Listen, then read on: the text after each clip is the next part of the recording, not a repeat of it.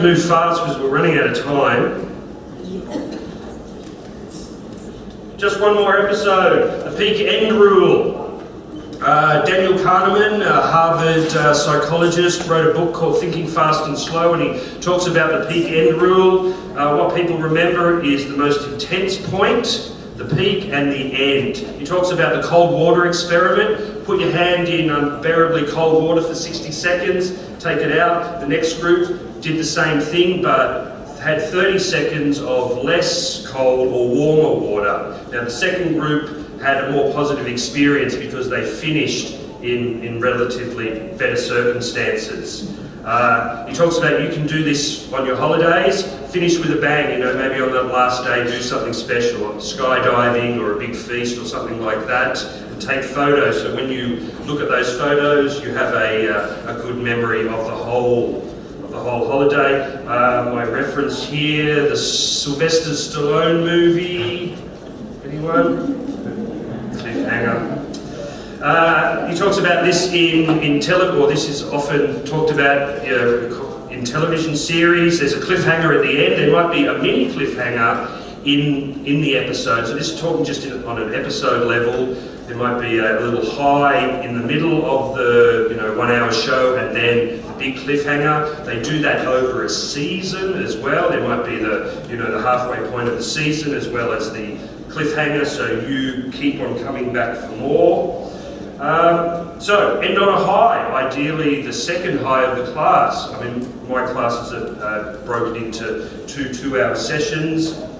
So perhaps a closer or a filler rather than a warmer might be the best way to keep them coming back for more.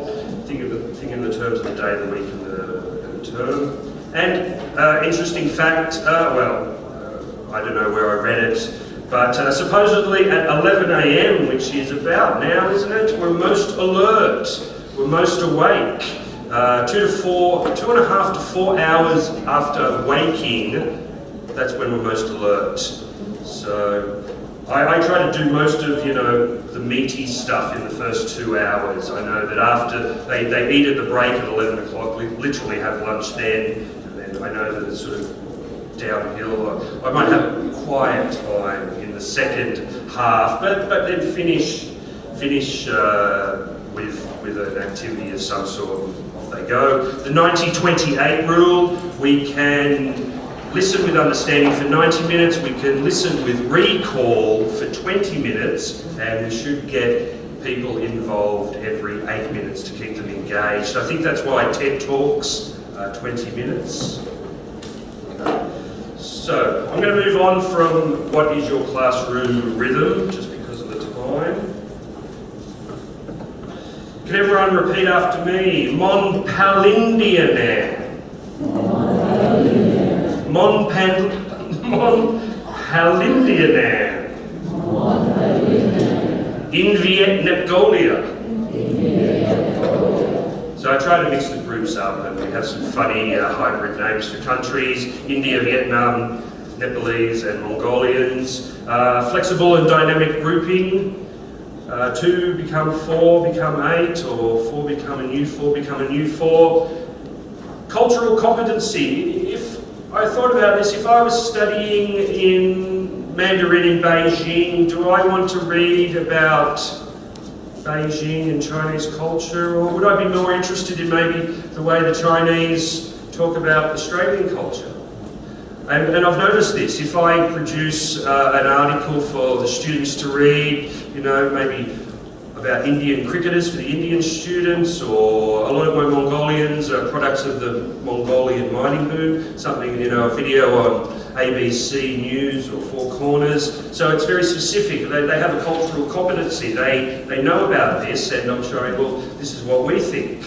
So that becomes, and I use this across the board. This game is called United Nations. It's a fun activity, listening and speaking, where they have to go around Vietnamese asking a Mongolian, how do you say, hello in your language, and they write it down, and they're having fun, trying to speak other people's languages and stuff. So they have that cultural competency. We talk about things like their food, their culture, their home and stuff that they have understanding of.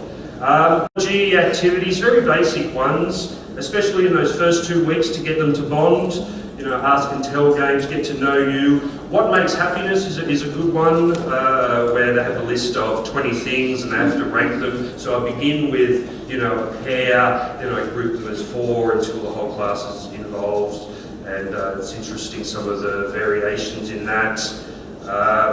So, you know, the first 2 weeks, then as required. Especially, I want them to bond because they're going to have to rely, you know, they'll be travelling through university together, they become friends on Facebook, so, and it creates a better class dynamic. So, very quickly, how do you put the dynamic in your group dynamics?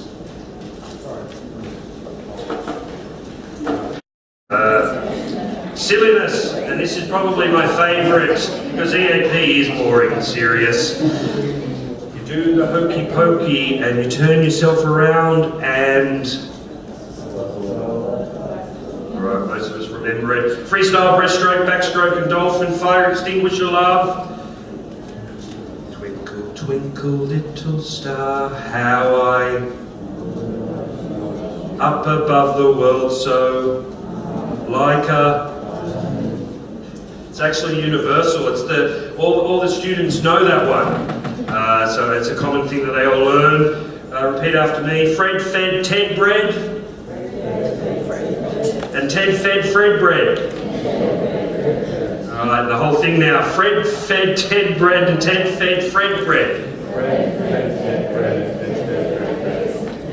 Tongue twisters. Loaded questions. How many hours did you study last night? Was it 7 or 8 hours? Things like that. In on the joke. You know, the first student that gets up out of the chair to leave, I say, oh, everyone follow Pradeep to the library. Continue your studies. Running jokes, things like that. I get them to give me an oath, so I'll ask you to all give me an oath. Can you all put your hand up, please? Repeat after me. I promise. State your name. Just like the students. Promise to express my inner idiot in the classroom. And the level 8 Olympics. If often I'll just use everyone's probably got, I always save the cutlery from the Chinese restaurant that they give with me to use at work. I've got a big box. I don't know if you do the same thing. Chinese spoon, so we've had, you know, spoon and ball races, as you can see up here, with a few obstacles, three-legged races, things like that. It's only at times when the rest of the university is on holidays, so we can create a bit of noise. We have a lot of fun doing that. So, take your work seriously, but never yourself. Thank you, Margot Fontaine. Right, I think, how am I going? 5 minutes? Alright, I'm just going to quickly do this. Okay, part of my studies for the Master of Creative Enterprise, I looked at startup methodology. This is called the Business Model Canvas. Things to think about. Is the classroom a startup? Iterate or pivot. So, you know, in a business sense, you have a product or a service. You know, you take it to the public. If it works, you know, maybe you just have to tweak it. You have to iterate it, or maybe it's just not working at all, and you have to have a complete pivot. Ask the customer. Ask the students. Does this work? A minimum viable product. You know. That United Nations, I had a more basic version of that seemed to work, and then I sort of worked on that. Build, measure, learn loop, and A/B testing. So the businesses often might have 2 websites to see which one works. So it could be a possibility. All right, now the next slide. I didn't think I'd get to it, but I've sort of I've looked at those different sectors of the canvas and tried to think about the classroom and how it might work. I'm just going to bring you to the last 3 channels. So how they get and how we give. How do we reach the students? How do they want to be reached? So an interesting thing I do. Gardner's types of intelligences. We have logical and mathematical. I'm often doing puzzles from a book from Mensa, the High IQ Society. You know, things like, you know, what's the next... And for a lot of the students, they really get engaged because a lot of them are going on to things like IT and business, so they're very... Is it left brain?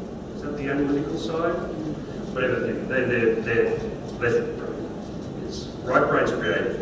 All right, thank you. Customer relationships. I'm running out of time, 1 minute, it's pretty much over. Download the slides. Thank you. Be flexible with the way that you teach and do. And if there's any questions, you can catch me on those two email addresses. You know, as Frank Zappa says, progress is not possible without deviation, and of course, live in the moment. Thank you, Cookie Monster.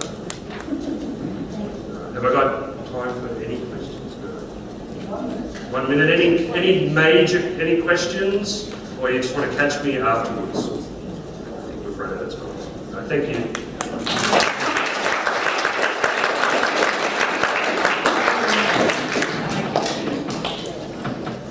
Very much, Rob, for this enlightening experience, and what I'll take away from this presentation is that while we're waiting for treadmills to be installed into our classrooms for all the students, we can always do dance and Bollywood, we can deliver an uppercut whenever we need to, or we can put our students into downward dog position so that at least we are applying the Mr Miyagi principles and getting them moving so their brain doesn't go too stale.